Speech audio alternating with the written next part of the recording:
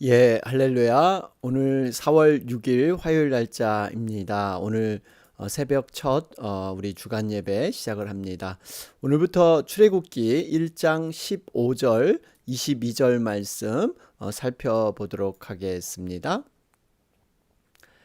애굽 왕이 히브리 산파 시브라라 하는 사람과 부하라 하는 사람에게 말하여 이르되 너희는 히브리 여인을 위하여 해산을 도울 때 그 자리를 살펴서 아들이거든 그를 죽이고 딸이거든 살려두라. 그러나 산파들이 하나님을 두려워하여 애굽 왕의 명령을 어기고 남자 아기들을 살린지라. 애굽 왕이 산파를 불러 그들에게 이르되 너희가 어찌하여 이같이 남자 아기들을 살렸느냐. 산파가 바로에게 대답하되 히브리 여인은 애굽 여인과 같지 아니하고 건장하여 산파가 그들에게 이르기 전에 해산하였더이다 하매 하나님이 그 산파들에게 은혜를 베푸시니 그 백성은 번성하고 매우 강해지니라. 그 산파들은 하나님을 경외하였으므로 하나님이 그들의 집안을 흥왕하게 하신지라. 그러므로 바로가 그의 모든 백성에게 명령하여 이르되 아들이 태어나거든 너희는 그를 나일강에 던지고 딸이거든 살려두라 하였더라. 아멘. 예, 우리 오늘부터 출애굽기가 시작이 됩니다. 출애굽기 우리 좀 서론 부분을 배경 설명과 함께 좀 말씀드리길 원하는데요. 여러분, 이 출애굽기는 단순히 출애굽기만을 살펴봐서는 안 되고 모세 오경 속에 포함되어 있기 때문에 여러 가지 것들을 함께 살펴볼 필요가 있죠. 여러분, 모세 오경 가운데 창세기는 기원과 시작의 책입니다. 세상의 시작, 죄의 시작, 특별히 창조된 인류 가운데 하나님의 부르심을 받은 이야기, 이러한 얘기들이 들어있는 게 창세기죠. 레위기는요, 이스라엘 백성들의 영적, 육적 성결을 강조하고 있습니다. 하나님은 진영 중앙의 장막에 거하셔서 하나님께 나아가는 제사 제도, 또 거룩한 삶의 자세한 방법들을 가르치는 것이 바로 레위기 말씀이죠. 내가 거룩하니 너희도 거룩하라. 이런 말씀이 반복되고 있습니다. 민수기는 무엇일까요? 하나님께서 광야에서 이스라엘 백성들을 인도하시는 내용입니다. 약속의 땅으로 나아가는 그런 과정에서 이스라엘 백성들은 반복해서 실패를 하죠. 그럼에도 불구하고 하나님은 이를 오래 참으시면서 이를 끝까지 훈련시키셔서 결국 하나님의 뜻 가운데 두는 백성으로 하나님이 세워가시는 과정. 여러분, 신명기는 모세의 고별 설교를 통해서 백성들에게 주신 교훈이 바로 신명기인데요. 이 설교에는 앞서 주었던 이 하나님의 계명과 법규, 이런 것들이 반복이 됩니다. 그러니까 신명기라는 책 이름 자체가 다시 한번 더하는 교훈, 이런 뜻이 있죠. 그래서 신명기는 이스라엘 백성들이 40년의 광야의 생활을 마치고 약속의 땅에 정착하는데 필요한 모든 그러한 법규들이 가득 들어 있습니다. 자, 그러면서 오늘 우리가 살펴볼 이 출애굽기 말씀, 이스라엘 백성들이 이집트에서 탈출한 그러한 이야기로 구성되어 있습니다. 하나님의 택한 그러한 백성들이 애굽에서 바로의 압제를 받았을 때 모세를 통해서 정말 하나님께서 구원의 역사들을 이루시는 그러한 과정이 이 출애굽기에 들어 있습니다. 특별히 이 출애굽기 메시지를 몇 가지 좀 살펴보면요. 선민들이 약속대로 번성합니다. 이러한 하나님의 택하신 백성들을 기억하시는 하나님의 모습이 그려져 있습니다. 애굽에 내려온 지 언 400년 가까이 흘렀는데 이제는 애굽인들이 과거와는 달리 이스라엘 민족을 압제하기 시작하죠. 그럴 때 하나님께서는 은혜로 그들을 구원해 내시고 있습니다. 그런 가운데 끊임없는 그 바로와의 싸움, 바로 승리하시는 하나님, 해방시키시는 하나님의 모습이 그려져 있습니다. 이 싸움의 과정이 바로 애굽의 10대 재앙, 그것에 잘 나타나 있지 않습니까? 그러면서 한편으로 얼마나 인간의 죄성이 완고한가 여러분 바로를 통해서 우리가 알 수가 있죠. 정말 이렇게 놀라운 10가지 재앙을 보여줌에도 불구하고 끝까지 자신의 욕구를 포기하지 않는, 죄악을 포기하지 않는 인간의 모습, 그러면서 하나님의 전적인 은혜로 구원과 해방이 실현이 됩니다. 여러분 특별히 출애굽기의 말씀에는요, 우리 인생의 구원의 여정이 들어있죠. 홍해라는 그러한 강, 이것을 건넌 자들은 바로 구원을 받은 자들이고요. 요단강을 건넌 자들, 바로 천국에 이른 자들입니다. 이 구원과 천국 사이에 광야의 시대가 펼쳐지게 되죠. 여러분 이 광야 시대가 지금 우리가 살아가는 인생의 현 주소입니다. 그래서 이 광야 학교, 교회를 통해서 이렇게 모든 하나님의 임재와 동행을 훈련받고 믿음을 단련시키는 모든 과정들, 이것이 바로 지금의 우리의 모습인 것입니다. 자, 이런 가운데 하나님께서는 끊임없이 성도들의 삶을 도와주시고 특별히 하나님의 동행과 인도로 베풀어 주십니다. 불기둥과 구름기둥으로 때에 따라서 만나와 메추라기를 먹이시는 이 하나님의 기가 막힌 공급, 이러한 모습을 우리가 출애굽기를 통해서 만나볼 수가 있습니다. 그러면서 가장 그 중심에는 하나님의 법, 율법, 언약을 맺으신 하나님께서 언약의 내용대로 모든 것을 이끄시는 그러한 하나님, 특별히 이 언약이 모세가 처음 시내산에서 맺었던 그러한 언약, 이스라엘 백성들이 금송아지 숭배 사건으로 그것이 파기되지만 다시 한번 하나님의 전적인 은혜로 모세의 중보기도를 통해서 다시 한번 언약을 갱신해 주셔서 이스라엘과 언약의 관계가 지속되는 이러한 내용들이 출애굽기에 들어 있습니다. 자, 그러면서 한 가지 여러분들이 애굽에 대한 이러한 것들을 좀 배경을 좀 아셔야 되는데요. 여러분 이집트, 이 애굽이란 나라는 아시아와 유럽의 교랑 역할을 하는, 그러므로 말미암아 찬란한 문명을 꽃피웠던 곳이죠. 쉽게 말하면 이 애굽은 세상의 화려함, 세상의 풍족함, 이러한 것들을 상징하고 있죠. 그 근간을 이루는 것이 바로 나일강이죠. 나일강은 6,500에서 한 6,700km 되는 아주 거대한 강입니다. 이 나일강의 흐름에 따라서 문명이 발달하게 되죠. 나일강의 특징은요, 남쪽에서 북쪽으로 흐르는 그러한 강입니다. 나일강 덕분에 기름진 토양과 강물을 이용해서 풍성한 농사를 지을 수 있었습니다. 여러분 이 나일강의 특색은요, 홍수가 나도 오히려 홍수가 축복의 산물이라고 얘기를 하죠. 이 홍수로 인해서 물이 범람하게 되면 수목이 자라고 동물이 서식하는 환경이 조성이 됩니다. 그래서 이 범람에서 자연의 선물을 안겨주는 것이다. 그래서 이것이 하나의 순환이 되고 또 숭배의 대상이 되기도 했습니다. 나일강 또 주변에 있는 이 광활한 사막은요, 이 외세로부터 공격을 당하지 않도록 요새처럼 지켜주는 역할을 했죠. 특히 북동쪽 아시아 대륙에는 신의 광해라는 것이 있고요. 또 이렇게 사방의 바다와 사막으로 둘러싸여다 보니까 외적을 침입을 당하지 않는, 그들의 고유한 왕국을 유지할 수 있었던 배경들이 나일강과 애굽에 있습니다. 그래서 신명기 11장 10절에서 12절 말씀이죠. 너희들이 이제 애굽 땅 같은 사고방식, 애굽에서 살던 모든 것들을 버려야 된다. 왜냐하면 애굽에서는 발로 물을 댐같이 너희들이 물이 필요하면 손쉽게 구할 수 있었다. 다시 말하면 인간의 의지와 노력으로 주변의 풍성한 물을 이용해서 얼마든지 너희들 힘으로 이렇게 살아갈 수 있는 곳이 애굽이라면, 이제 너희들이 약속의 땅 가나안 땅에 들어가게 되면 이러한 사고방식을 다 버려야 된다. 왜냐하면 그곳은 산과 골짜기가 있어서 하나님께서 내려주시는 비를 흡수하는 그러한 땅이다. 여호와 하나님께서 돌봐주신 땅이고 또 여호와 눈이 항상 그 위에 있게 될 것이다.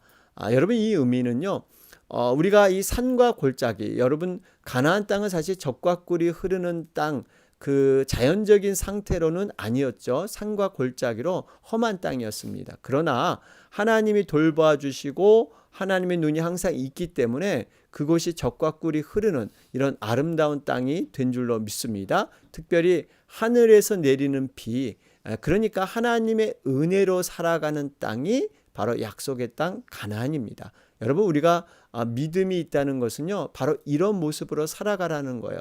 나의 의지와 노력이 아닌 하나님이 주신 은혜를 붙잡고 하나님의 전적인 공급을 붙잡고 살아가는 땅, 여러분, 이것이 바로 가나안 땅, 바로 믿음의 땅인 줄로 믿습니다. 자, 그러면서 어제 말씀이었죠. 우리 1장 1절부터 14절의 내용을 잠깐 살펴보면요, 특별히 1장 7절 말씀을 보면 이스라엘 자손은 생육하고 불어나 번성하고 매우 강하여 온 땅에 가득하게 되었더라. 야곱의 가족들이 한 70인이었는데 이들이 이렇게 애굽에 와서 살아가는 기간이 한 400년, 430년 정도 지났는데 남자만 무려 600만 명. 여러분, 남자만 그렇지 만약에 여자랑 아이들까지 포함하면 거의 뭐 200만 명가량 된다고 추정을 하죠.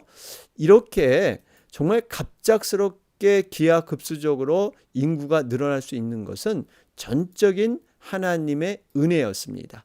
여러분, 이렇게 인구가 늘어나니까 애굽의 왕 바로가 두려워합니다. 만약에 전쟁이 나게 되면 이렇게 대적할 수 있는 이렇게 많은 인구를 우리가 어떻게 통치하느냐.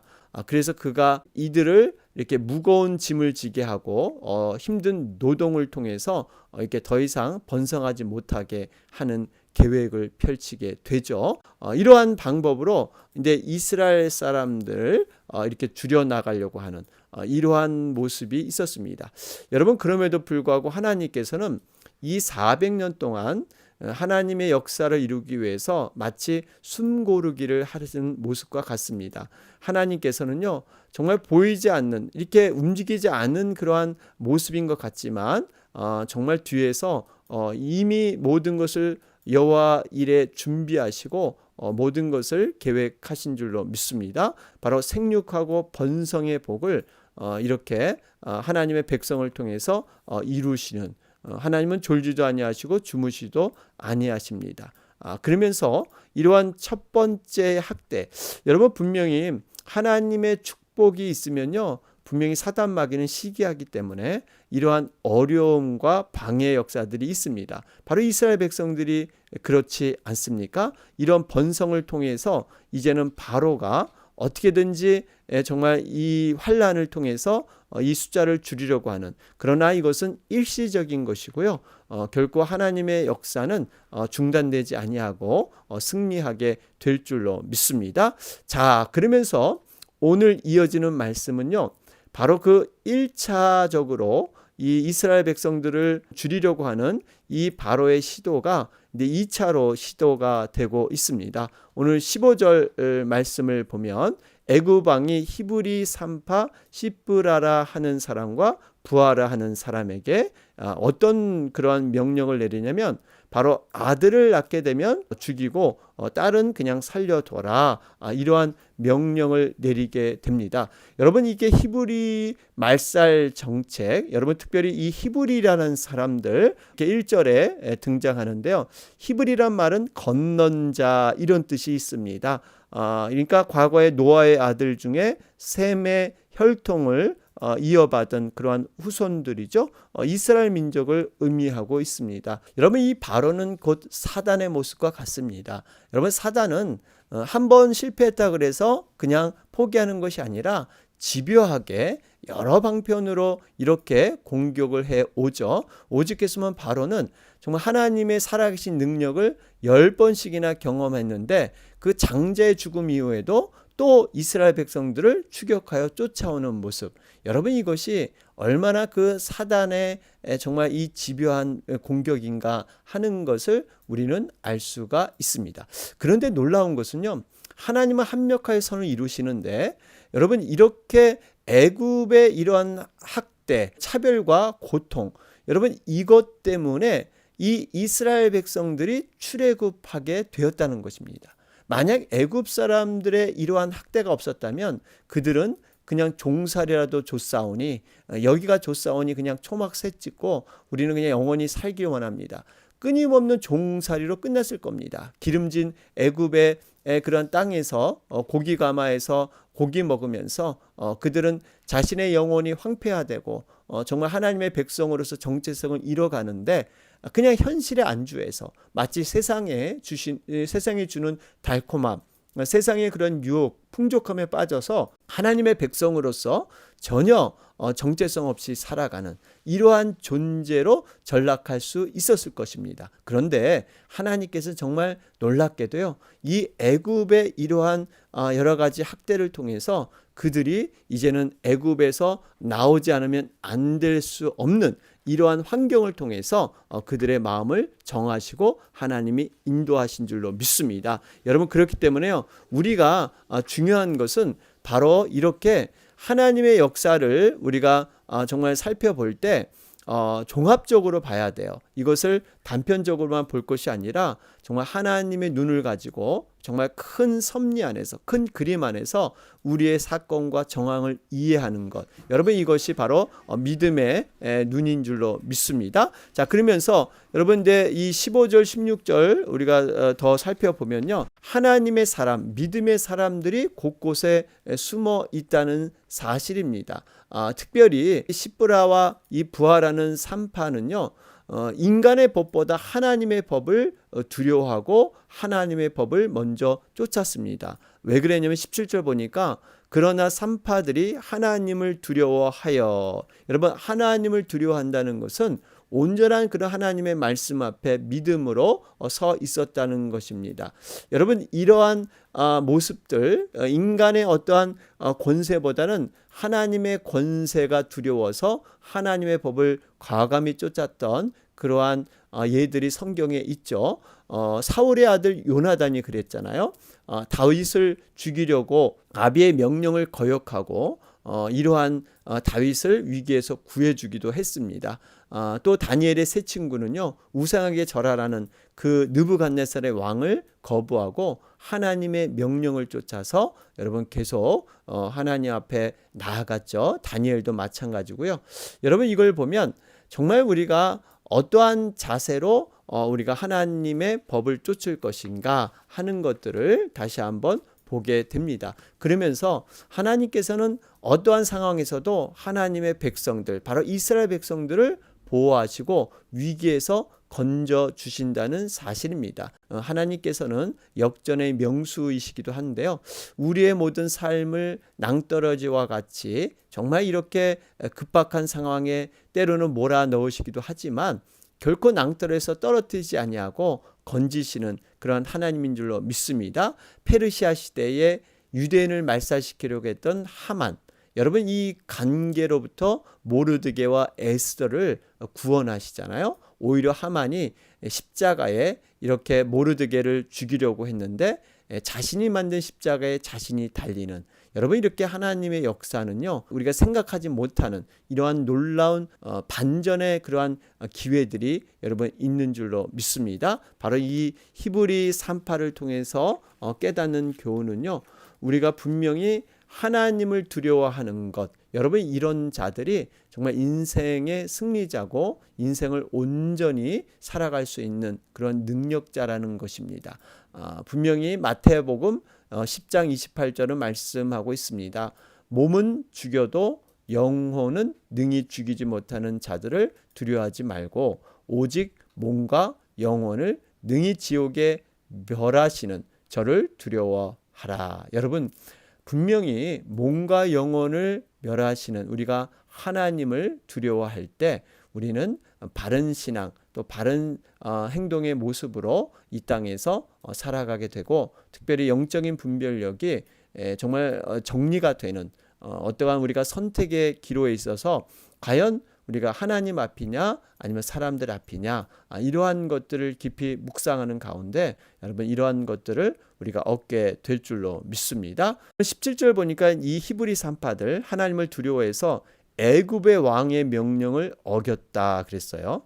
여러분, 그 당시 애굽의 왕은요, 감히 쳐다볼 수 없는 애굽 왕은 사실 신이었습니다. 신의 존재.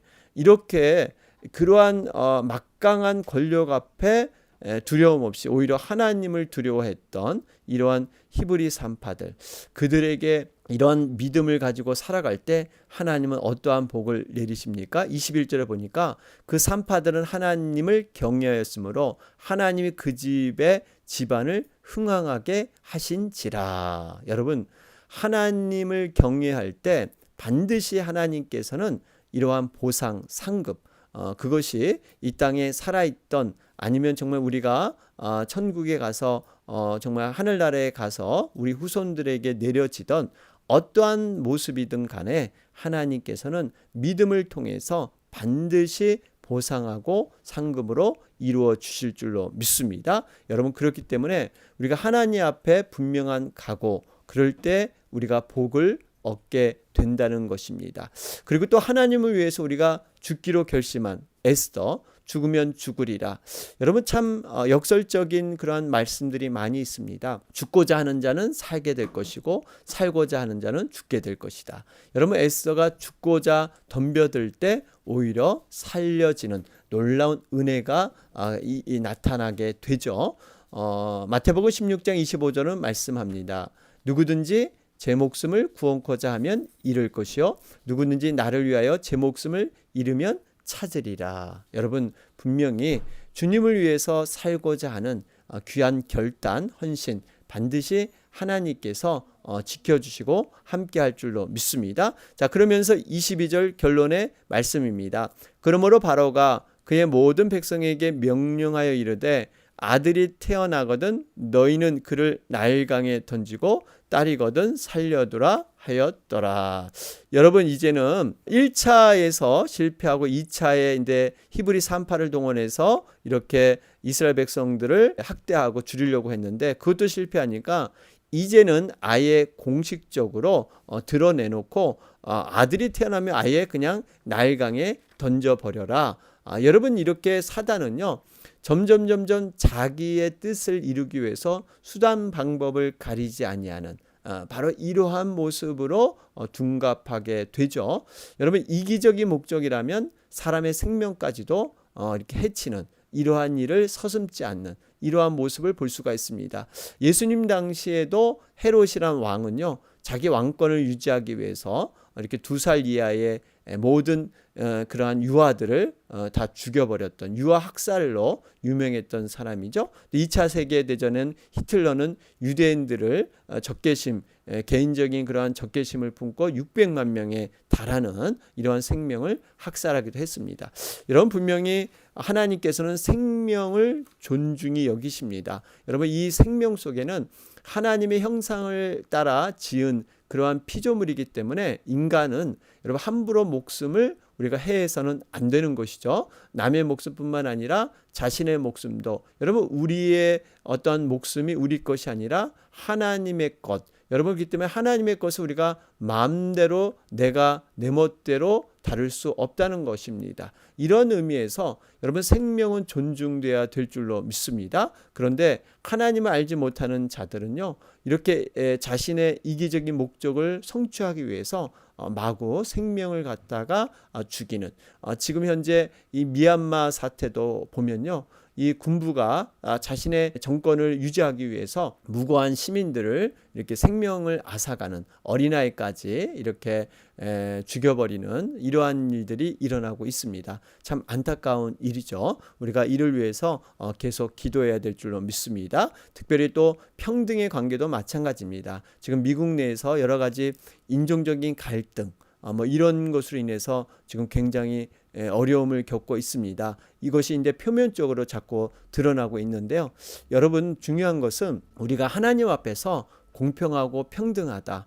정말 이러한 것들을 우리가 항상 말씀 안에서 분명히 바로 알고 어찌하든지 정말 우리가 차별 없이 하나님의 마음을 가지고 또 행해야 된다 하는 것도 깨닫게 됩니다. 자, 오늘 말씀 구원의 길을 여시는 살아계신 하나님, 여러분 오늘 화요일인데요. 우리 처음으로 이제 출애굽기를 시작을 했습니다. 여러분 시작이 반인데 출애굽기 말씀 너무나 귀중한 그러한 말씀들입니다. 우리 인생의 모든 믿음의 여정 가운데 적용되어야 될 귀한 말씀들인데 여러분 한번 잘 깊이 묵상해서 나의 말씀으로 레마의 말씀으로 삼는 귀한 시간 되시기를 바랍니다. 오늘 화요일 날짜입니다. 우리 미국과 한국을 위해서 여러분 간절히 기도해 주시고요.